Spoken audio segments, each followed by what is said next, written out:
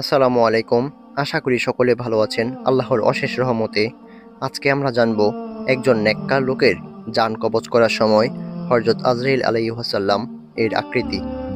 নেককার লোক সমান বিচার করো না কেন? একজনের প্রাণ তাড়াতাড়ি বের করো, আবার অন্যকে অস্থিরভাবে নাড়াচাড়া করে আস্তে আস্তে মেরে থাকো।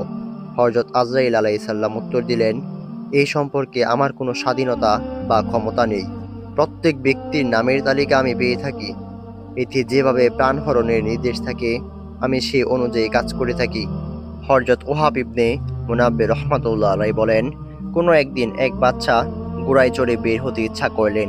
এই উদ্দেশ্যে তিনি পোশাক চাইলে পোশাক আনা হলো, সেই পোশাক তার পছন্দ হলো না।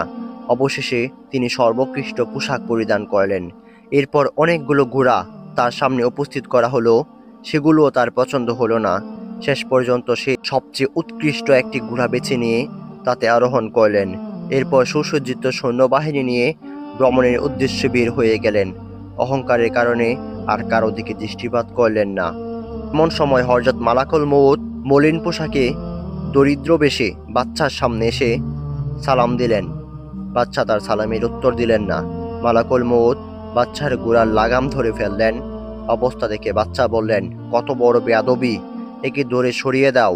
মালাকুল মউত বললেন, মহারাজ, আপনার নিকট আমার কিছু কথা আছে। বাচ্চা বললেন, থাম, আমি গুড়া হাতে নেমে নেই। মালাকুল মউত বললেন, না, আমি এখনই বলবো। বাচ্চা বললেন, তবে বল। মালাকুল মউত বাচ্চার কানে কানে বললেন, আমি যমদূত, এই মুহূর্তেই তোমার প্রাণ বের করার জন্য আমি এসেছি। এই কথা শুনে বাচ্চার চেহারা মলিন হয়ে গেল। মুখে আর কোনো কথা বলার মতো শক্তি তার রইল না। অনেক কষ্টে বাচ্চা বললেন, গড়ে গিয়ে স্ত্রী পুত্রদের নিকট হতে বিদায় নেওয়ার জন্য কিছুটা সময় দিন।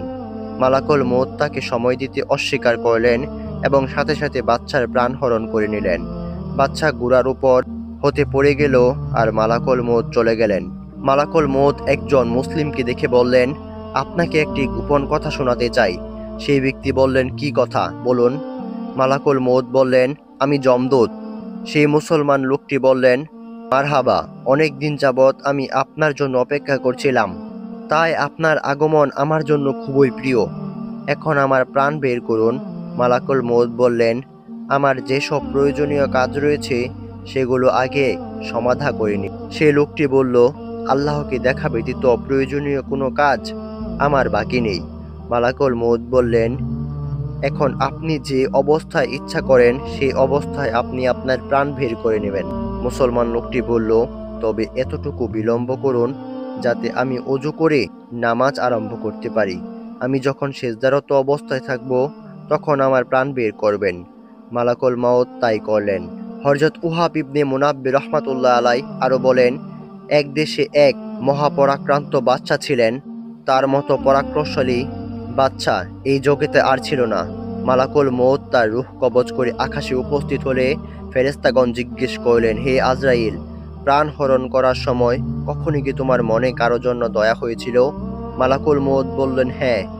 এক গৃহিণী জঙ্গলে এক গর্ভবতী মহিলা অসহায় অবস্থায় পড়েছিল। এমন সময় তার একটি পুত্র সন্তান ভূমিষ্ঠ হলো। ঠিক সে সময় ওই মহিলার প্রাণ হরণের জন্য আমার প্রতি নির্দেশ হলো।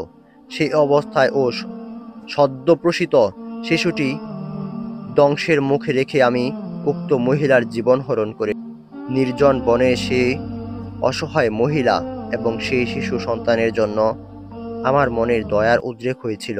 ফেরেশতাগণ বললেন, তুমি তো বাদশাহকে দেখেছ, যার মতো পরাক্রমশালী কোনো বাদশা পৃথিবীতে আর কেউ না। মালাকুল মউত বলল, হ্যাঁ, দেখেছি। ফেরেশতাগণ বলতে লাগলেন, এই বাচ্চা ওই শিশু যাকে তুমি নির্জনে বনে অসহায় অবস্থায় রেখেছিলে। এই কথা শুনে মালাকুল মউত আল্লাহর প্রশংসা ও পবিত্রতা বর্ণনা করলেন। সুপ্রিয় দর্শক, আজকের ভিডিওটি এই পর্যন্তই। আপনাদের যদি ভিডিওটি ভালো লাগে এবং নতুন কিছু জেনে থাকেন তাহলে অবশ্যই আমাদের চ্যানেলটি সাবস্ক্রাইব করে পাশে থাকবেন এবং ভিডিওতে লাইক কমেন্ট করে আমাদের উৎসাহিত করবেন। ধন্যবাদ। আসসালামু আলাইকুম।